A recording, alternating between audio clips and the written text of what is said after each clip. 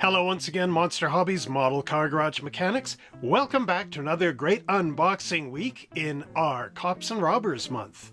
Well, today we're going all the way back in time, back to good old Chicago or New York or any of those great places from the past, Boston.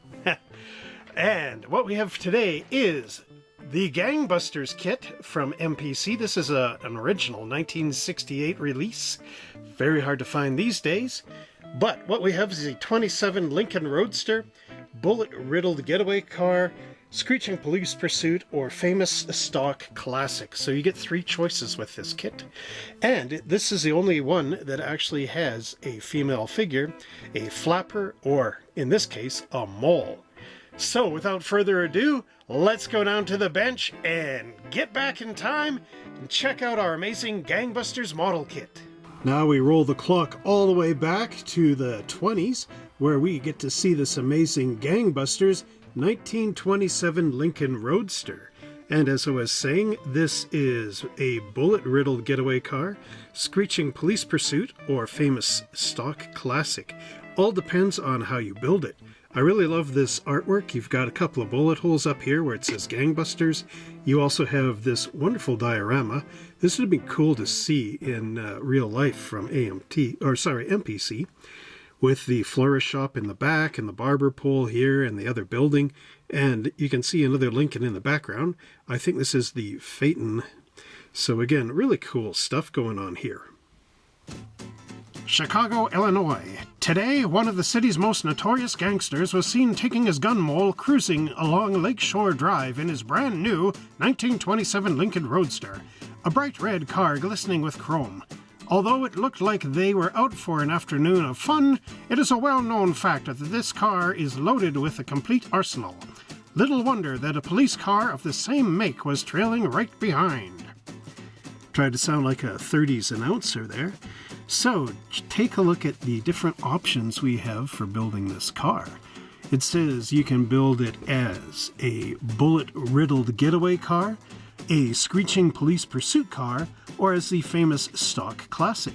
You get 2 windshields, a convertible top and boot, 4 soft vinyl white wall tires, and a one-piece body. Sliding along here, we get to read, as a stock classic, the 1927 Lincoln Roadster typifies the great sporting character of the carefree 20s, a finely detailed automobile built for show and fun in a wild era that put a premium on high-flying, classy way of life. As a getaway, it gave gangsters the look of high society plus the go power of underworld raids and escapes of wild city streets and country road chases. That gangland life, exactly as it was then, is all here in over 200 parts, ready to be relived. As a police pursuit, complete with sirens, spotlight, and police markings, the 1927 Lincoln gave the good guys the power to track them down and catch them. 3 versions of a great automobile, all true to the originals and to their era. Big L's cruising car with gangster and gun mole figures included. Over 200 parts. Super detailed V8 engine. Steering wheel turns front wheels. Working rumble seat, gangster and gun mole figures, extra arm for gangster figure holding Tommy gun, bullet-riddled windshield and radiator, golf bag and special golf bag compartment, sawed-off shotgun, 38 revolver, 45 automatic, violin case, grenades, blackjack, police siren, spotlight decals, 2 windshields, convertible top, 4 vinyl white wall tires, and chrome parts. And here we have a silhouette of the different guns and grenades and the blackjack, as well as a violin case, our shotgun, our Thompson machine gun, golf equipment and compartment, and rumble seat. And then we'll just move this over, way over to there. And here we have bootleg parts, so there's your moonshine, gangster and police figures, as well as bullet-riddled windshield and radiator, authentic engine, chassis, action, steering wheel, turns, front wheels. And then we've got our police accessories here with the spotlight and our siren. So again, a lot of really cool stuff in these old Gangbuster kits. Now let's take the lid off this amazing model kit and see what's in the box here. Right away we've got some instructions, and you know these have been around a long time because they are no longer white. They are actually like a kind of a smoky orange color. So again, sort of a wood, I guess. So that's the sulfur coming out of that paper. Now we've got some chrome pieces. Here's our wheel backs and the headlights, as well as our windshield and bumpers. Moving that over, we have the fronts of the wheels and our radiator there. And that's interesting. Looks like our engine, parts of it anyway. This has got to be looks like a radiator shroud, but it's actually hoses. So again, really cool stuff. Molded in this green color. There's some of the golf clubs right there, as well as the top that's up and the side doors. Oh, look at all these little square blocks. Here we've got our figures. There's the gun mole. Really cool violin cases and whatnot. Neat stuff. Oh, these are wooden planks. Oh, these must be the moonshine boxes. Okay, that makes sense. There we've got some of the one of the inner doors and the trunk lid, as well as the seat here. We got our glass. Ooh, with the rear axle sticking through it. There's bottles and the smashed up windshield. Those bottles are neat. It's like the Coca-Cola stuff. Should be moonshining Coca-Cola. Ha ha! Well, the real car is actually off somewhere else. The version for the cops. There's the frame rails with the springs. So we've got overslung here and underslung there for you spring guys. Of old. Spring guys of old. A couple of components on this. Looks like a lot of the parts from the parts tree kind of snapped off. Probably either from a previous owner or just from sliding in the kit. Ooh, there's a lot of scar marks along that body. Again, I think it's because everything's colliding in here. And we've got our fenders. Green color. Ooh. We got two of the white wall tires, which have also kind of oxidized the plastic. It's a little bit cream color. I think this is part of the floorboard. Okay, we've got V8 in, or V12. What was it? Something like that. But anyway, we got a big V motor in here. Let's see, count the spark plugs. 1, 2, looks like 4, but it can't be a V8. Too tiny. Anyway, that's our Lincoln engine. Maybe it is a V8. Instructions will tell us for sure. So there's our radiator, multiple pieces, as well as our firewall. And our floor runner board, or not running board, but the where the pedals are, where you kick them up. You got a tire and a spare tire holder. A big box here. Our original decals, which I think are basically headed for the garbage, unfortunately. We got our hood that folds open. We've got the guy's head here. We got a head in here. Arms. We got the firewall, or sorry, the instrument panel. Calling everything a firewall. Here's the firewall. There's the firewall. No, anyway. So yeah, we've got all these little components that are all loosey-goosey in here, and hopefully nothing is missing. So I don't know how I'd be able to fix that. That's interesting. Okay, so I'm going to clear this out of the way, and then we'll take a look at our instructions and see how to put this together. Here we have a wonderful old booklet showcasing how to assemble our Lincoln Roadster for 1927, and you can see all the different parts trees in here, and then the features like the posable front wheels. There's the engine and the frame all built up, as well as our swinging pitman arm here for our gears. Again, really cool looking stuff from a era bygone from MPC back in the 60s. Lots of cool stuff on that page. Our next panel shows our engine assembly right here, but there isn't really much about this engine at all on this page, other than how to glue it together. So I've got the instructions from my 1928 Lincoln Continental Connoisseur Classic version, which came out later, but as you can see, it is the same engine exactly. So it says, on February 4th, 1922, the Lincoln Motor Company passed to Henry Ford for $8 million. From 1922 through 27, few changes were made in this original Model L Lincoln. Four-wheel brakes became standard equipment in 1927. They were mechanical rather than hydraulic systems, but the Lincoln's brakes were big and they stopped the giant cars effectively. With the greater stopping power, horsepower was boosted to 90 in 1928. This was accomplished by increasing the bore of the original Model L engine to 3.5 inches to give a total of 385 cubic inches of displacement. The Lincoln was now capable of an honest 90 miles per hour. As a rule, the fenders were painted black, tops were black, and the bodies were cream, dark green, brown, black, or gray. So, there is a little bit of our information for our Lincoln engine, even though in 28 it did get bigger. So what we have here is a V8, and you can actually see the cylinders in here, the cylindrical castings on the side of the engine block. We have flat heads up here with our intake manifold going across to our little carburetor. And then here we have our fuel pump and fuel lines. We also have our starter motor, which is sort of a cam-driven thing going into the back, as well as shift levers.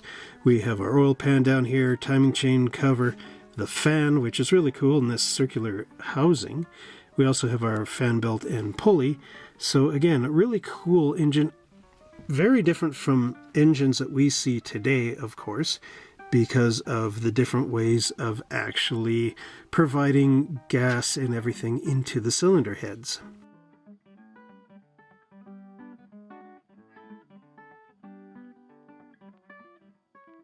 Next up, we can see our wheels getting constructed, and we have to make sure that we align up the spokes in the front with the ones in the back and not have them out of alignment.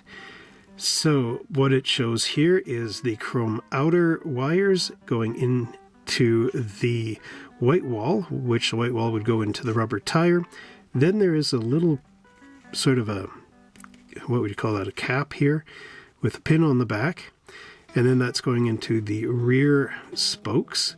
And then that is your brake drum right there. So get all that together, and these wheels should rotate around that brake drum. So make sure this area in here and in here, the pin itself has no seam lines or mold marks that would make these wheels not turn. Then down here we have our spare tire. And again, it's sort of the same thing. We just take our spokes and line them up. And we've got our outer wheel cover with the belts on it, as well as the back cover. And then down here we've got our hood, and this is a folding affair. And it's got the right and left hand sides. So we've got our handle here, glues onto this side of our hood with the louvers. Then we've got our top. And we have that as well as the left-hand side. You can see the little hinge piece being glued in here to hold the bottom in, and all this folds.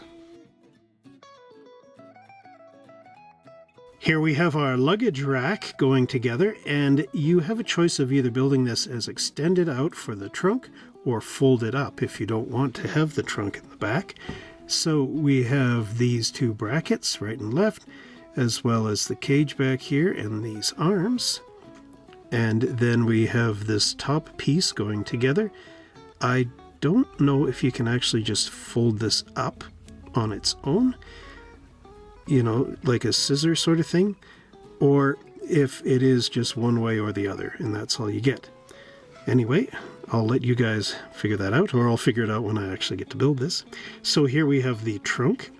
And we have the front side of the trunk as well as the top and the body of the trunk itself. Down here we have the top, which is, of course, the top piece, the back support, and the clear glass going into place. Now we get into our chassis. It says, note, for those of you in a hurry, the steering mechanism may be cemented solid. For the experienced modeler who desires the ultimate, the front end should be assembled as described below. Don't forget to use a drop of oil or Vaseline on all moving parts. So then it gets you into how to build it. But basically you have your right and left hand side frame rails, the support for the engine in here, and the fuel tank, which is 3 pieces, because there's a bracket in the back, which goes up here. Now these are underslung, so that means the spring drops below the axle, and in the front it is not, because the axle goes on the bottom, overslung. So there's our gear mechanism and the pitman arm, and then here we've got our steering knuckles and whatnot, and we've got our tie rod in here, and we've got our front axle. So this goes the bottom piece and the top piece, and then it glues along that ridge right there. So there's the assembled front axle, and you need the one arm up here that's going to connect onto that steering linkage. And we've got a 2-piece differential, and this is a torque tube style. Again, really neat. And then we drop our engine into place. So again, this is all how it goes together. Now we get into the fender assembly, and you can see here we've got a 4-piece radiator. So we've got the chrome outer shell, and then we've got our radiator inner supports. One of these could also be a stone shield, and all this would go together. Not sure what number 6 is. What does it say?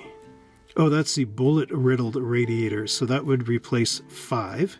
And then we've got our upper radiator hose, which is actually a metal tube with some rubber ends on it, which would go up into your engine in here. We have our fenders, and our frame would glue up in here. We also have this pipe in here. We've got our floorboards, our pedals, our levers, as well as the steering column and the gear, which should connect onto the other gear there. And then we have our wheels being glued into place. Here we have the body and interior, and you can see all the components. We've got our body shell, our right and left hand side inner door panels. We also have this, which is the door for the golf club. You've got the back and the front over here. We've got the inside of our rumble seat as well as the outside, and the rumble seat is going to have these little pins going into the holes underneath in here. We've got our floorboards for the back and the bottom of the seat for the rumble seat area. We've got our front seat, our steering wheel, our dashboard with the chrome instrument panel insert being put into place, our firewall, we've got a radiator support in here, and then on the hood you've got this nice big piece of chrome trim which glues sort of on the top of the radiator and on this notch in the cowl, and that holds these hood hinges in place. Actually, it's not quite right. There should be holes on the radiator here, and there would be holes in the firewall, and those should hold your pins in so you can fold your hood up and down. Then you've got your headlight support here with your horn and your 2-piece headlights. So once this is all together, it'll look pretty good. Here we get into the final assembly for our Lincoln, and we got some more choices. You can either use the bullet-riddled glass or the smooth glass. You also have your windshield frame and your tires, spare tires, and the mirrors here are just a slip fit, so they'll slip on. And then we've got our brackets for holding the tires in place. The strap should be on the top of the spare tire, so keep that in mind. You can put your mirror right in the middle of that. There you've got your bumper, and this is like a big spring that goes in here, and then the chrome bumper on the outside. We've also got our rear license plate and the mounting brackets. There's bumpers again. Take a look at that twisty work. Then you've got your downed top with the braces in here and all the little handles that go up in here, as well as the handle for opening the rumble seat. You've got your gas cap in here. Again, lots of cool stuff going on for your Lincoln. Now, in this section, we get into super detailing. It says to give your model that mint finished look, add these classic details. Cement step plates, there are 2. To running boards, step plates should center under the door. Over here, luggage rack may be used either folded up or extended as shown for the trunk. So that goes and glues onto this brace back here, and then your trunk would drop in onto there. Here we have step plates for the rumble seat, so one here and one down there, so you can, from the back of the car, put 1 foot there, and get into the rumble seat. There are 2 parts to the rear view mirror. Cement them to the inside top edge of the windshield frame. So right there, and then you've got your side wings for your windshield. And then here, a police siren and spotlight have been included in the kit. To use them, cement the clear lens to the spotlight body and cement to the front fender. Cement front of siren to body of siren and cement to the front fender. So there you go up front for your police car.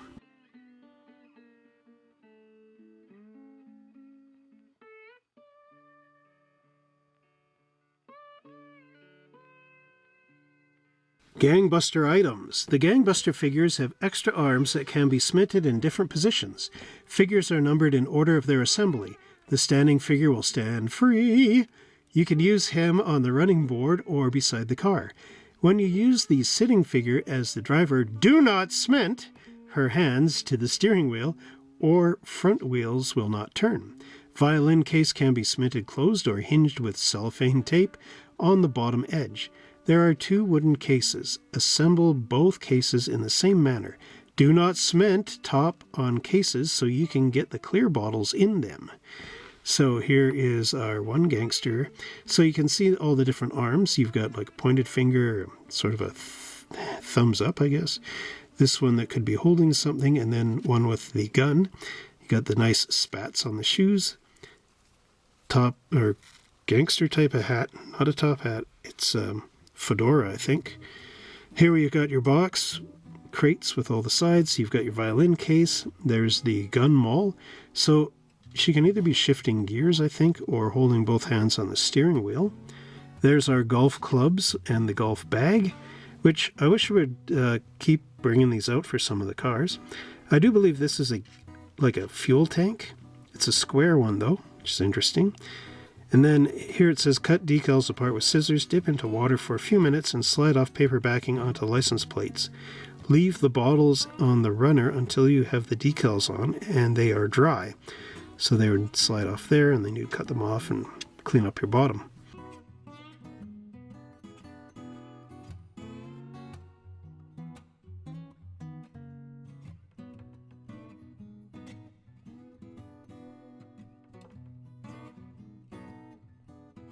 So now let's take a look at some of the parts for our 1927 Lincoln, if not all the parts actually.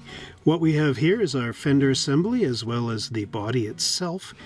And taking a look at the body, ooh, it does look kind of weird in that corner there. Sort of almost like it melted a little bit. That's not good for me. So we've got a little door in here that's hinged, but it actually doesn't open, but it's still pretty cool. We've got the cowl vent door as well, and the lines for our doors. And like I was saying, it does look like it got really scratched up in here from parts dragging around and shifting in the kit. There is cut-off lines from the parts sprue right there. A few mold marks in, up, and underneath. But overall, I mean, not bad. These cars were quite simple in design. But boy, that almost looks like it got hot knifed or hot cut open or something weird. Now, looking at the fenders, we've got the area for our front seat to glue in, and there would be the panel for the back going there. It's interesting how square these fenders are to the actual body, like they don't kind of come in or anything. So that's interesting. We've got the wells in there for our tires. Of course, this is 1927, so keep in mind that you've also got 27 Model Ts going around with this Lincoln on the road at the same time. So there's mold marks in the tops of the fenders, which can easily be cleaned up. And how does the body actually fit on here? Looks like it would fit pretty decently. It's got to be sprung out a little bit in order to work right. Fenders seem to go into the wheel arches pretty nice. Not sure if I like this really deep green, but I guess it's okay. The fenders are quite circular, going up. This is sort of before the times of the really long swooping type fenders of the later 30s. But again, in the 20s, this is quite neat. It's got the little open door for your golf clubs to go into as well. So again, some really cool stuff going on here. On this parts tree, we have our right and left hand side frame rails, as well as our steering column and the top part of our differential. I suppose the bottom part was over here originally, but what we have is our torque bars, torsion bars. We also have our differential here, a real heavy looking unit with the torque tube going up to the engine, our steering column, and our frame. The frame has the hole in the side here for our steering column, and as you can see, the springs are really nicely molded in here. There's a bit of flash. These are shock absorbers, these little circular things with the rod sticking out. So that's the top of the shock. And then we have mold marks all along the inside of the frame and on the springs, so just be careful where those are. You can fill them in or whatever you need to do. But overall, this is really nicely molded. Now, most of the parts are kind of fallen off of the parts trees, but we have one of the wheel drums. We also have these little pins that would go into here, and then these are the hinges which go up onto these points on our hood. And we do have one hood side with the louvers, and you can also see the little release handles on the sides, and there will be one handle in here. So overall, not bad. On the back, there is some mold marks and some lettering here, which would have to be filed down. I'm glad I've got all four of these, because it would be really sad if one was missing, because that's what the wheels rotate on. But again, overall, pretty simplistic, but really magnificent. On this parts tree, we have one of the fuel tanks, either the upper or the lower.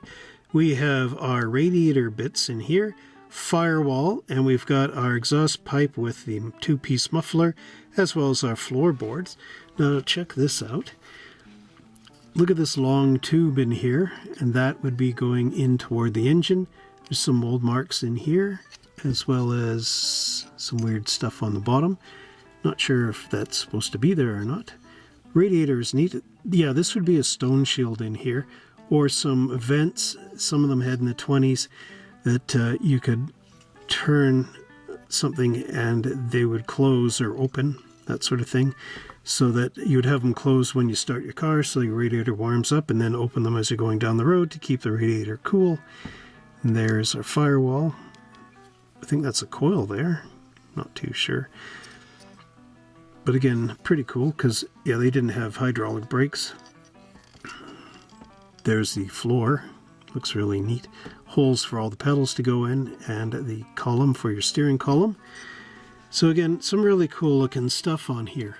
Here we have the inner door panel, and this is the side with the golf club door. You can see a nice stitching molded in here. Really cool.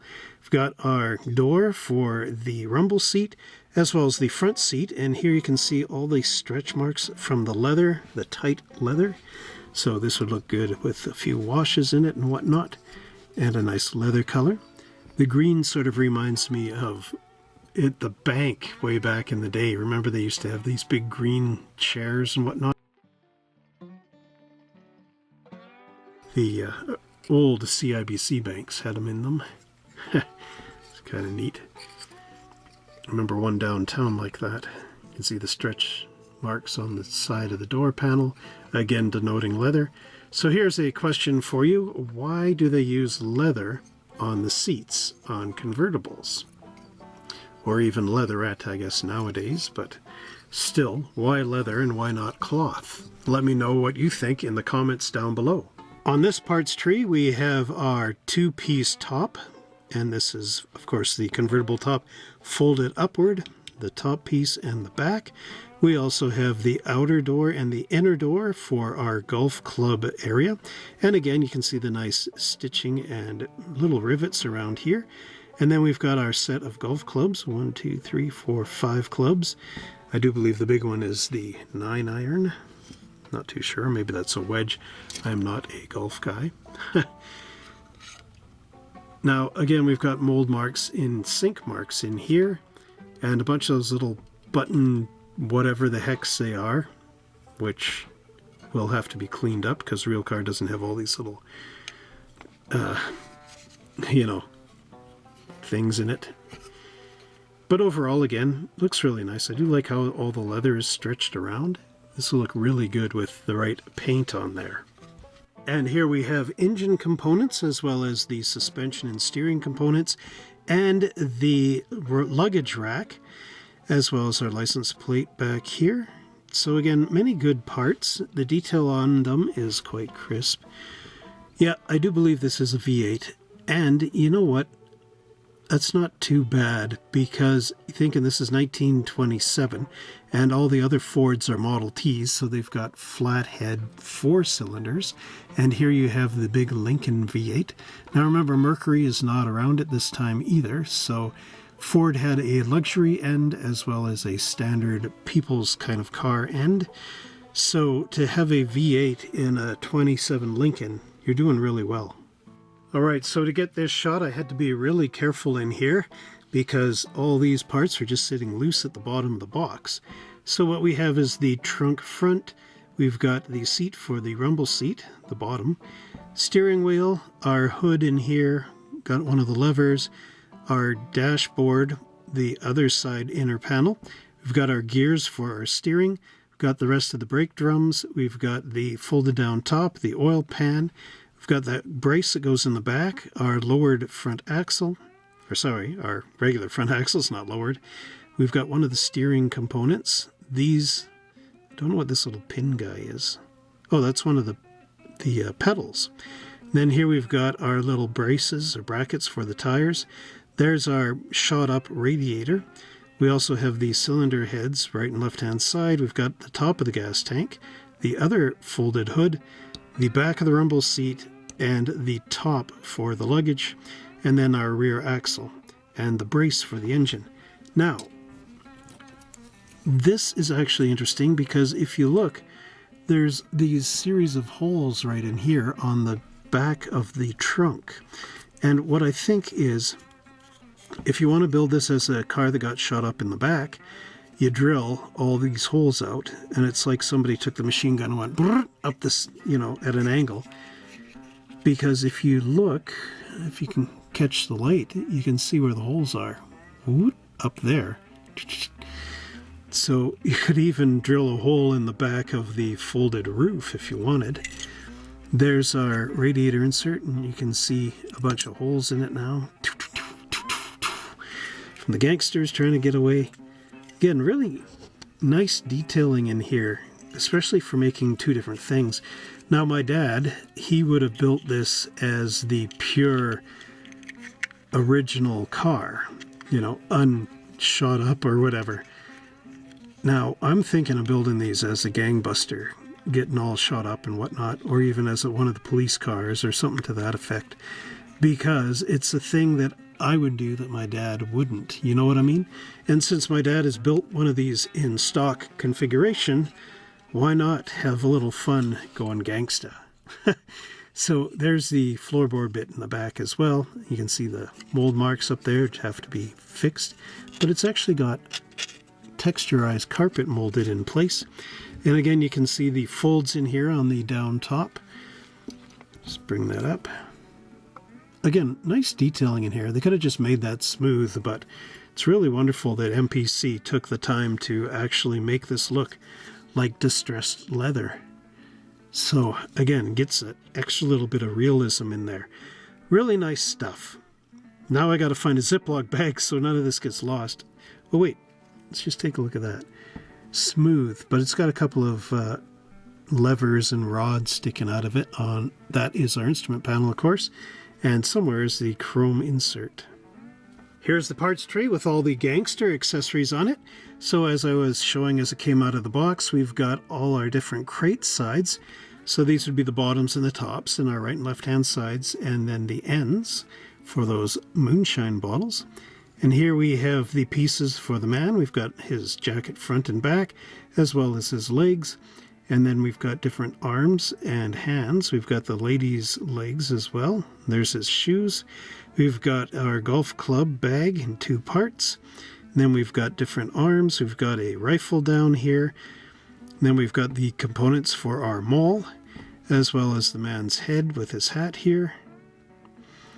And then we've got the lady's other arms. We've got a handgun, 2 grenades, a blackjack right here, and then a little pistol, a violin case, and our Thompson gun, our Tommy gun, of course. You got to take off these little round circles on there. Now, I'll just move the loose parts out of the way. This golf club bag is pretty cool. This is what's missing, details missing from a lot of my dad's models because they weren't making these afterwards. Those Connoisseur Classics miss a lot. But there's that golf bag. Military green is deceiving, isn't it? Looks like something, oh, this is for John Rambo. I don't know, whatever. But it's not. But anyway, there's the face. Looks pretty good. Holds up quite well. And just move all these out of the way. So there's the mole, and she's got some of the furs. Oh, this is of my grandma's era. So again, really cool. This is why I connect with the 20s, I think. It's because my grandparents were, well, my grandma was young then. So, really neat. The violin case looks good. Thompson gun looks good. And then our crates, and they all look like they're made up of individual boards. There's nice wood graining in here. Again, if you can get this with your dry brush, you are a master. Really cool stuff. Can't wait to get these guys together. This will be fun.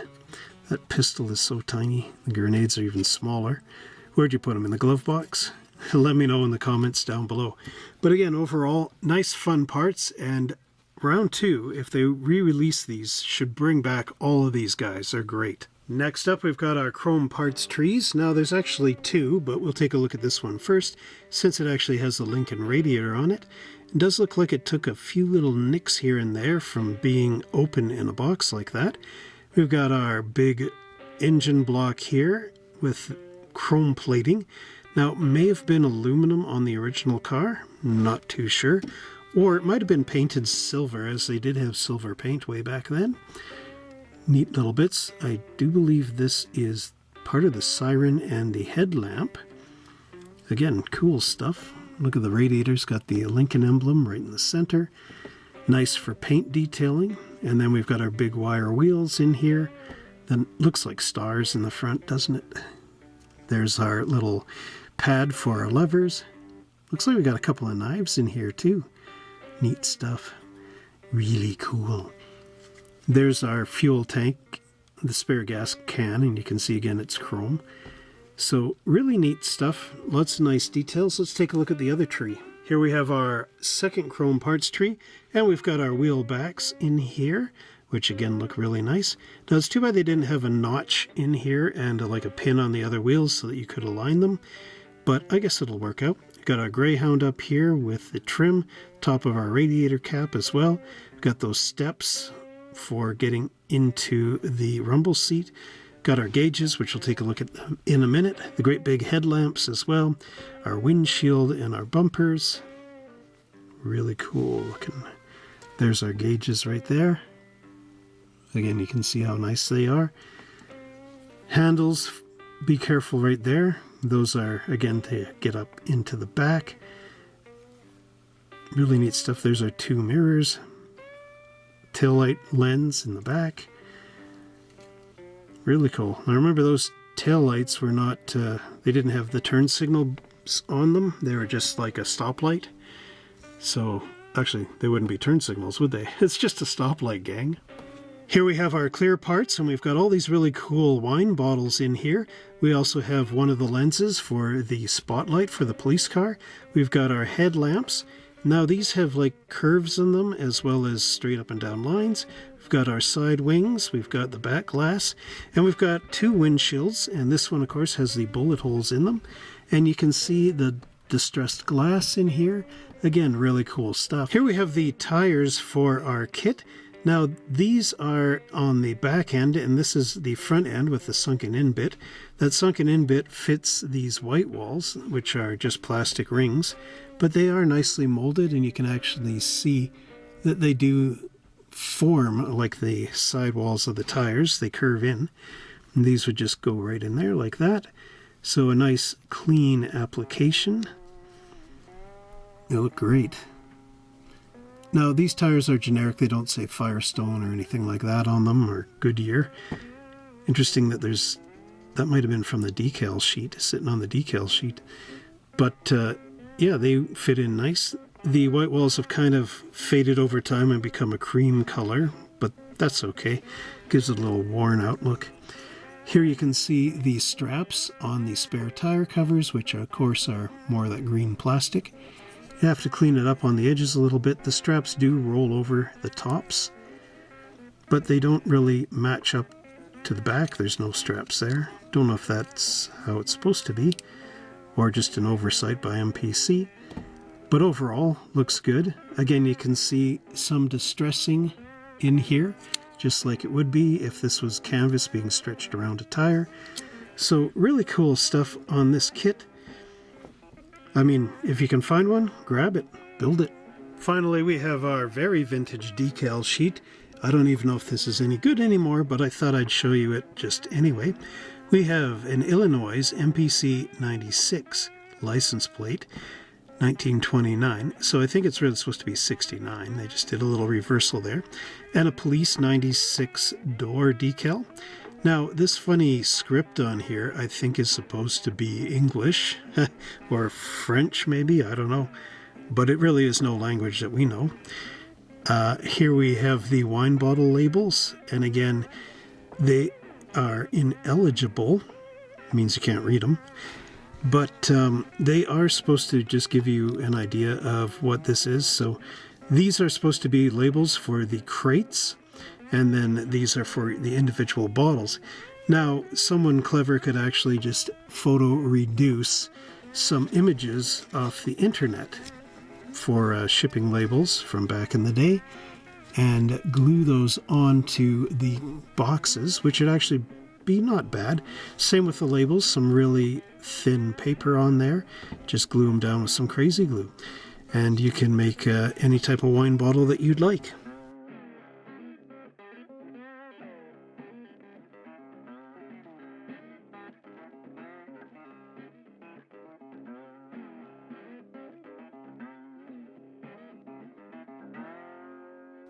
Well, I really hope you enjoyed that look at my car, coppers. Nyah, nyah, you'll never take me alive. Nyah. That's my James Cagney impersonation, so hope you like that. But I hope you also enjoyed this great video of our 27 Lincoln, and I can't wait to get this thing built, hopefully this year. Who knows? But, as you know, I have a huge collection of 20s cars, which include my cars as well as my dad's, and those really neat fire engines. So building a diorama for the Monster Hobbies Model Car Museum will be pretty amazing, as well as all the other kits that I have.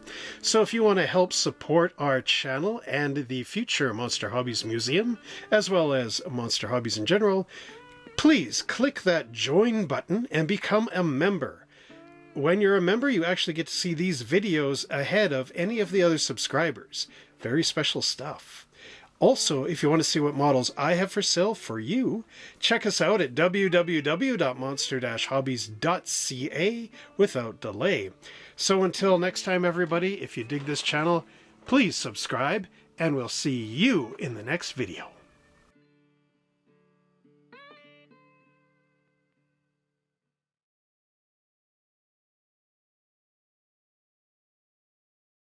Just as a bonus, we also have some other model kits in the series from way back in 1969. Some more swingin' models. Hot Curl, the Surfer's Idol. Right off California's La Jolla Beach, riding the crest of a heavy. An exact replica of the statue erected in tribute to the nation's surfers. Hot Curls comes complete with his surfboard and a wave to ride on. $1. Curls Girl and Hotshot. Hot Curls Girl and Hot Curls Brother and his hot dog. Both kits just right for you. Real action. Stand them on the surfboard, wind up the wave, and watch them go. Who had these? Let me know in the comments below. Here we have Stroker's Tall Tee. Now Stroker builds a custom that's really different. A tall tee the likes of which you've never seen, with parts from the back of the garage and a few odds and ends. Stroker's latest sensation is one you'll get a chuckle out of building and displaying. $1. All this stuff $1, eh? Now inflation's got them up to $50. Hot Rod Magazines. Stroker McGurk. These are the same guys. The Hot Rodder's Buddy. Right out of the pages of Hot Rod Magazine, with all the humor and fun for which he is so well known, Stroker and his surf rod. When Stroker gets his sights on the beach, he goes big with a blown Chrysler-powered surfboard. Right on. And on the back, we have some more great model kits available from MPC for 1968 or 69. And you'll notice something that's really interesting with this. This is the 29 Woody kit, which AMT now has and does release under MPC.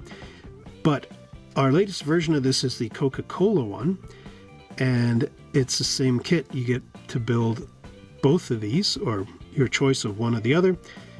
But the only thing that's missing is Hot Curl. We still have the surfboard and the bike and the skateboard, which is really interesting. 1929 Woody. Hot Curl is ready to roll. He has a three-way winner in this kit: a Woody beach buggy, or a pickup truck, and a Stingray bike. Here we have the Dyno Charger 400, the world's fastest slot racer. A top Midwest pro has been racing the Dyno Charger competitively for 6 months, and with the same winning results. This motor was designed specifically for slot racing with cylindrical motor, 2-round GE Lodex magnets, and adjustable tubular chassis. Now over here we've got two kits. Now I do have one of these in the Connoisseur Classics, but the figures are missing out of it. They were never included in that version. And the 32 Chrysler Imperial 8 convertible, which we have the Roadster, which does have the Gangbuster figures, but this one also has a safe. So I do believe it's... No, he's standing. The figures are sitting in the other kit, and there's a motorbike. Anyway, 32 Chrysler Imperial 8 convertible. This Chrysler touring body was designed by LeBaron in the European tradition. Build this beautiful classic stock as a bullet-riddled safecracker's getaway job or a police pursuit car. And the 28 Lincoln Touring, the first car of the Gangbusters series, and a real winner. Over 230 parts, 60 chrome parts, bullet-riddled windshield and trunk, 2 figures, guns, and a steerable front wheels.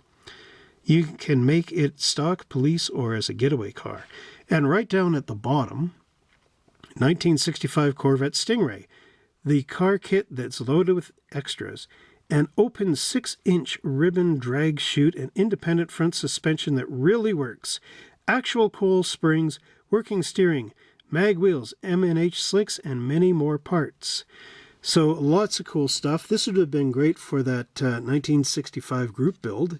Too bad I don't have one, but I like that chute in there. That is cool.